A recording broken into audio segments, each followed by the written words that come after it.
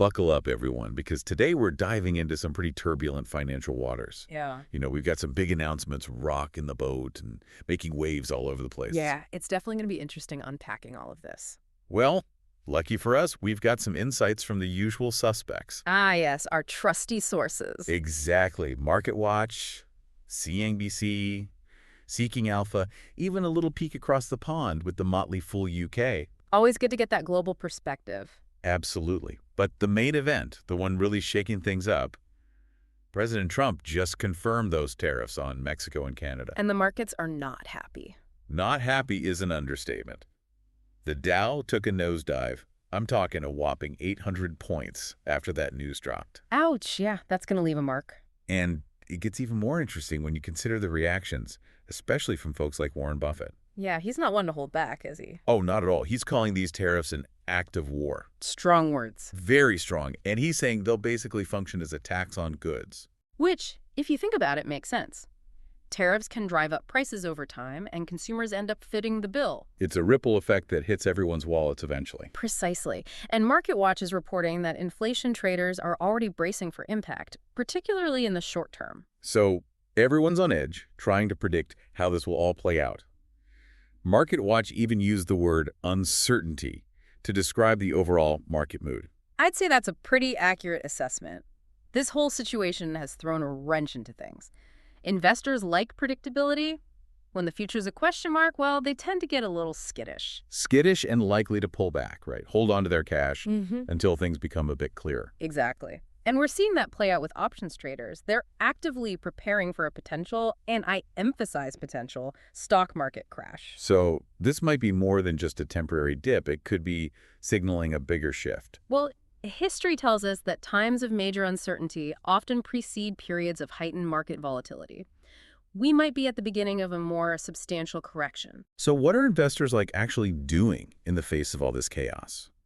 CNBC is reporting that Leon Cooperman, and he's a seasoned investor, is taking a very cautious approach.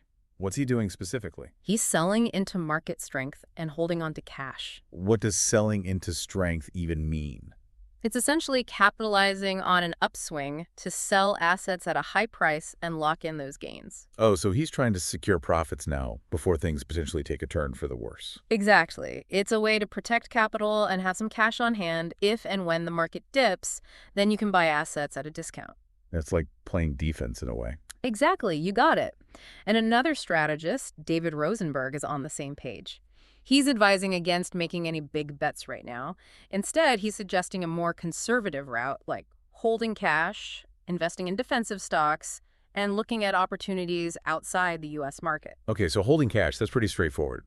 But what about those defensive stocks? What are they exactly? They're basically stocks in sectors that are less affected by economic downturns. Think things like consumer staples. The things people always need no matter what's happening with the economy, like food and healthcare. You got it. Those companies usually have pretty stable earnings, consistent dividends, making them less volatile compared to, say, high-growth tech stocks. They're like a safe haven in a storm. Precisely.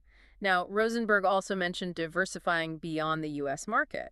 So spreading investments across different countries and regions. Right, so if one market's struggling, another one might be thriving. It helps manage risk and avoid overexposure to any one particular market. It's amazing how all this connects. Global trade, market uncertainty, and investor strategies. Yeah. It really highlights how we're all part of this global financial ecosystem. Absolutely. And that's why staying informed about global events and understanding how they can impact your financial well-being is so crucial. Definitely food for thought. Yeah. Now, amidst all this doom and gloom, there are a few bright spots.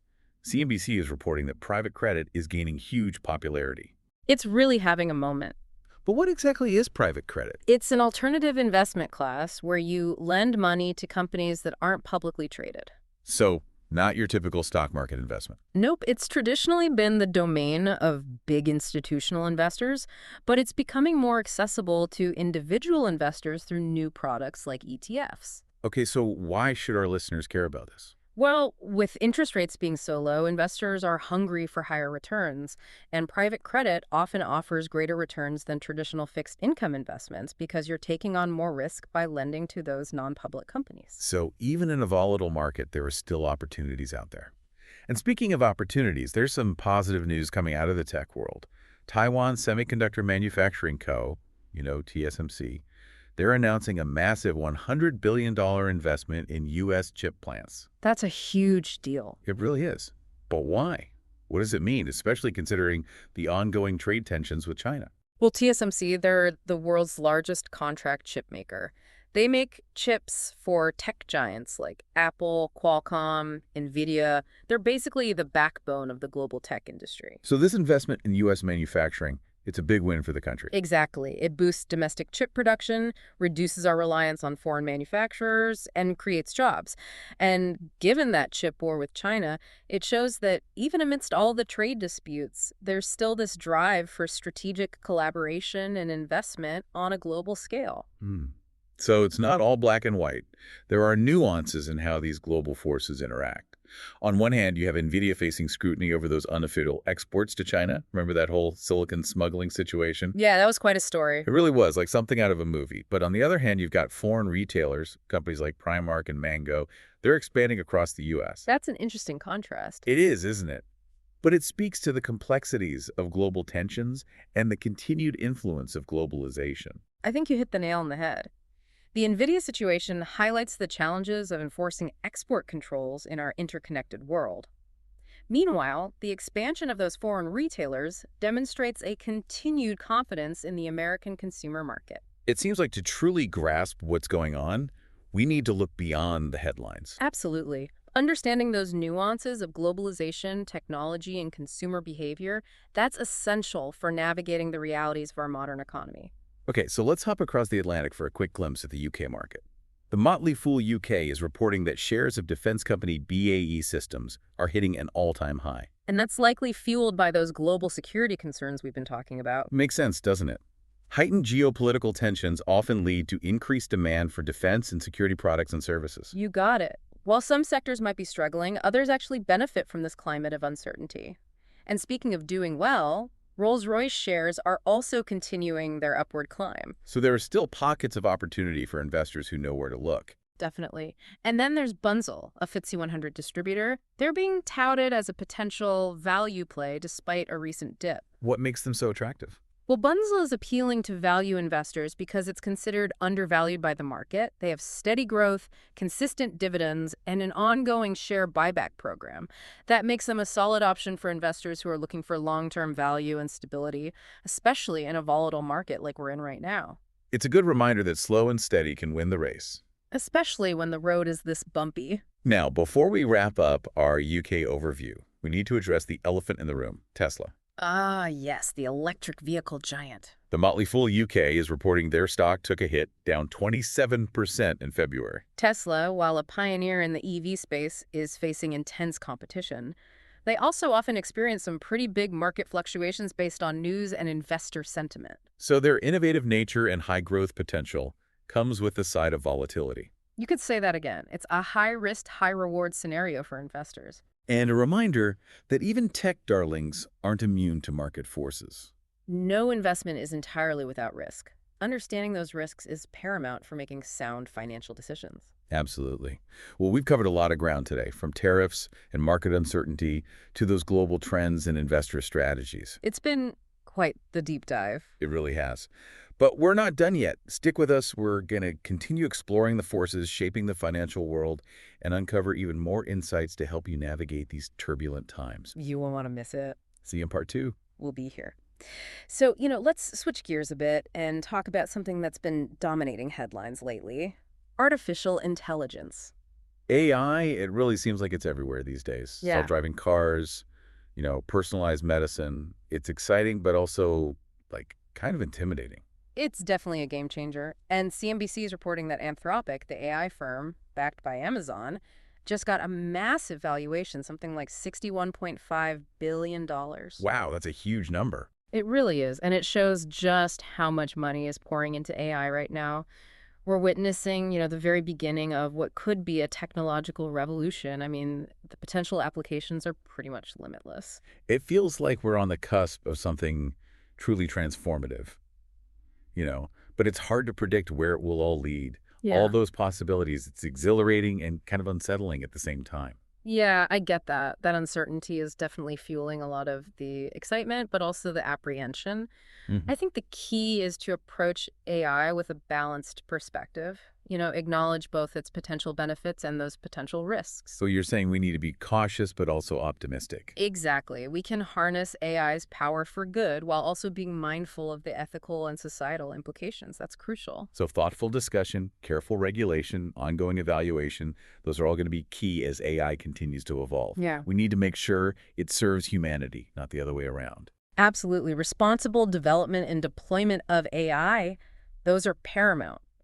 Now, while AI is disrupting all these different sectors, let's not forget about those established tech giants who are navigating this rapidly changing landscape. Remember Nvidia, that chip maker we discussed earlier? Right, the one caught up in that silicon smuggling ring. Yeah, that whole situation really highlights the complexities of global trade and how difficult it can be to enforce export controls in an interconnected world.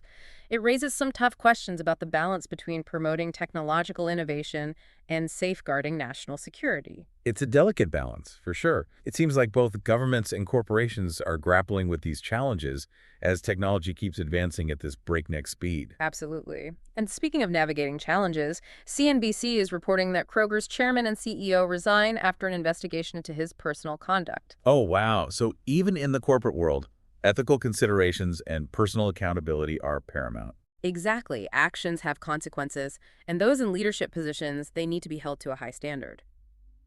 And speaking of accountability, the Treasury Department's decision to suspend enforcement of ownership information reporting for millions of businesses, well, that's raised a few eyebrows. So what's the deal with that? Why the sudden change? It's a controversial move for sure. Some argue that reducing those regulatory burdens on businesses can be beneficial, while others worry that it might unintentionally increase the risk of financial crimes, like money laundering. Transparency is crucial for maintaining a fair and trustworthy financial system. So it's like a classic trade-off, easing regulations versus ensuring proper oversight. Okay, I need a little break from all this serious stuff. Can we talk about something a bit lighter? Sure, what's on your mind? Well, Domino's Pizza is finally introducing stuffed crust. It's about time, right? I know, right? It seems like even the pizza industry isn't immune to the pressures of innovation. Competition definitely drives progress, even when it comes to our favorite cheesy carb-loaded treats. And speaking of competition, the FCC chair is vowing to protect the interests of U.S. tech giants as those European regulations start to intensify. Sounds like the battle for tech dominance is heating up on a global scale. It is. It's a high-stakes game with big implications for economic power and influence. This whole transatlantic regulatory tussle is going to be fascinating to watch as both sides try to assert their dominance in the tech arena. It's like a chess match with really high stakes. Now, switching gears back to global affairs, the EU is reportedly prepping some concrete measures on defense financing. Interesting. That suggests European leaders are taking those security concerns pretty seriously, especially considering recent geopolitical events. The world's definitely becoming a more uncertain place. Seems like everyone's upping their defense budgets, and alliances are constantly shifting. Yeah, those trends are definitely worth keeping an eye on, especially because they have a direct impact on global stability and economic growth. And in the midst of all this geopolitical uncertainty, Morgan Stanley is highlighting a bit of an under-the-radar opportunity in the autonomous driving sector. They believe it could surge by as much as 65%. So even in turbulent times, there are still chances for savvy investors to find those pockets of growth. Exactly. Autonomous driving is another one of those frontiers that has the potential to completely reshape industries and our daily lives. Identifying these emerging trends and making smart, informed investments, those are key to not just surviving, but thriving in this ever-changing environment. It requires vision, adaptability, and that understanding that change is the only constant, especially in the world of finance and technology. Okay, before we move on, I think it's important to acknowledge the ongoing humanitarian crisis in Ukraine. You're absolutely right. It's crucial to remember that amidst all the complexities of finance and technology, there are real-world events happening that have devastating consequences for people. While we're here analyzing market trends and economic indicators, we can't lose sight of the human toll of conflict and instability. Empathy, compassion, and a commitment to peace and justice, those should guide our actions, both personally and professionally. The pursuit of financial gain should never overshadow our shared humanity. Well said. Now, let's take another trip across the pond and see what other insights the Motley Fool UK has to offer. They're reporting that Shell shares have had a really strong start to the year. That's not too surprising considering the current energy landscape and Shell's position as a global energy giant.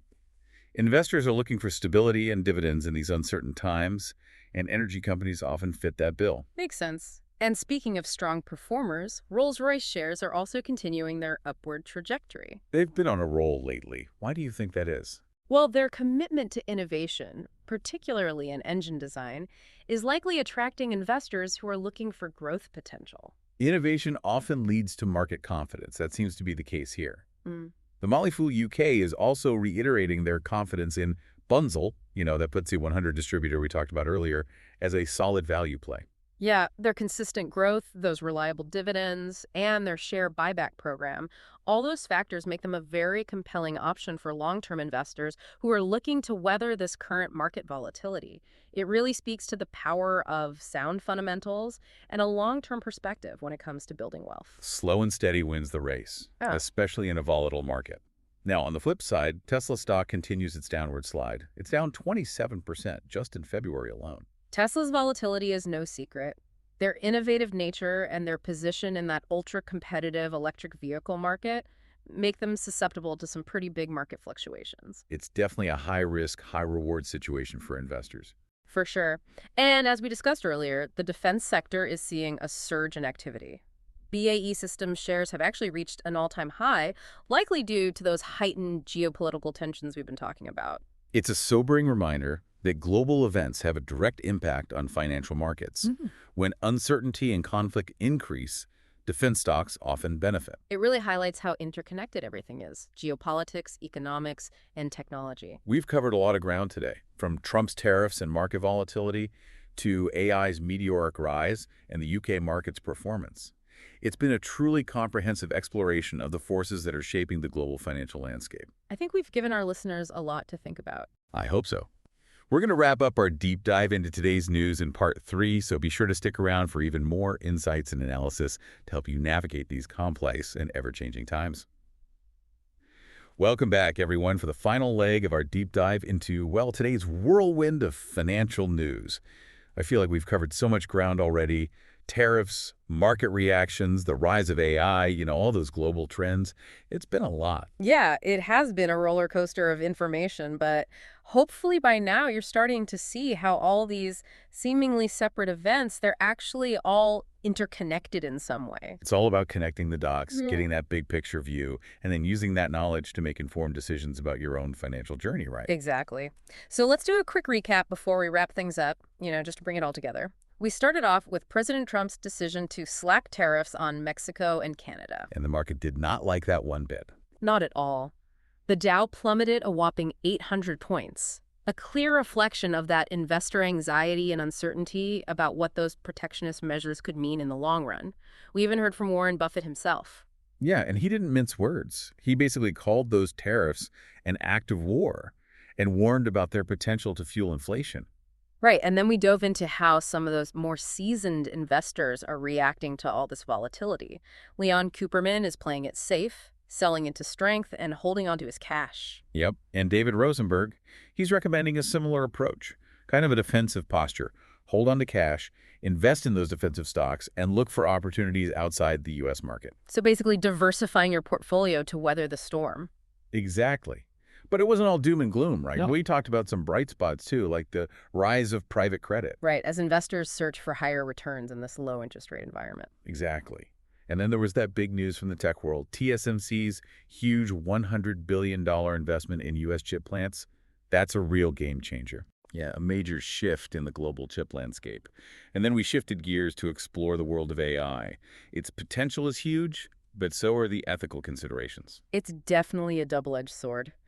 We also talked about the challenges that tech giants like Nvidia are facing as they try to navigate the complexities of global trade and export controls. And of course, we couldn't ignore the ongoing humanitarian crisis in Ukraine. It's a sobering reminder that amidst all the ups and downs of the financial world, real-world events are happening that have a devastating impact on people's lives. It's crucial to never lose sight of our shared humanity. Empathy and compassion should always guide our actions, even in the world of finance. Agreed. And we wrap things up with a look at the UK market. Shell and Rolls-Royce are performing well. Bunzl is still a solid value play, but Tesla's stock is on a bit of a roller coaster ride. A lot to unpack there, but I think the key takeaway is this. Staying informed is absolutely crucial. The financial landscape is constantly changing, so understanding the forces at play is the first step to making sound decisions for yourself. Whether it's tariffs, market volatility, or emerging trends like AI, knowledge is power. Couldn't have said it better myself. And remember, every investment carries some level of risk. There are no guarantees in the financial world. So diversification, thoughtful research, and a long-term perspective, those are your best tools for weathering those market storms and building wealth over time. And never lose sight of the bigger picture. The financial world isn't some isolated bubble. It's intertwined with global events, politics, technology, and ultimately with our shared humanity. Well said. Thanks for joining us on this deep dive into the world of finance. It's been a pleasure exploring all these trends with you. Until next time, keep exploring, keep learning, and remember, knowledge is power.